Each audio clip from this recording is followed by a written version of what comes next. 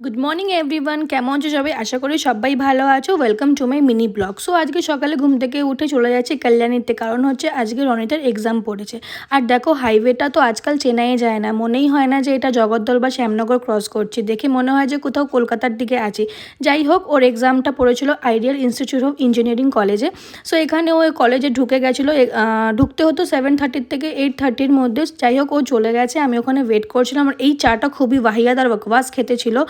দেন আমি ওর অপেক্ষা করছিলাম যে কখন আসবে, কারণ 3টে ঘন্টা আমাকে ওয়েট করতে হয়েছিল, কারণ ও ঢুকেছিল 8টার সময় আর বেরিয়েছিল 11টার সময়। যাই হোক, এই সিনেমা হলটায় আমাদের অনেকটা স্মৃতি জড়িয়ে আছে। এই সিনেমা হলটাতে আমি ফার্স্ট টাইম ওর সাথে মুভি দেখেছিলাম হ্যাপি নিউ ইয়ার, আর আমার লাইফের সেকেন্ড মুভি দেখা। আমি তাই ওকে জিজ্ঞাসা করছি এখানে, তোমার এই সিনেমা হলটা দেখে কেমনটা লাগছে?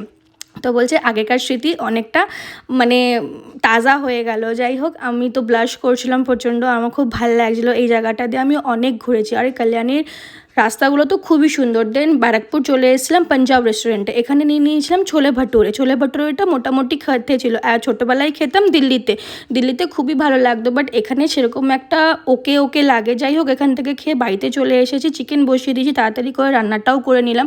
দেন আজকে আমি ওকে বললাম আমাকে একটু খাইয়ে দেবে, আমার আজকে আর ভালো লাগছে না নিজের হাতে খেতে। দেন ও আমায় খাইয়ে দিল। তোমাদের ভিডিওটা ভালো লেগে থাকলে লাইক শেয়ার অ্যান্ড সাবস্ক্রাইব করে দেবে। ওকে, টাটা, আজকে এই অবধি ছিল, বাই।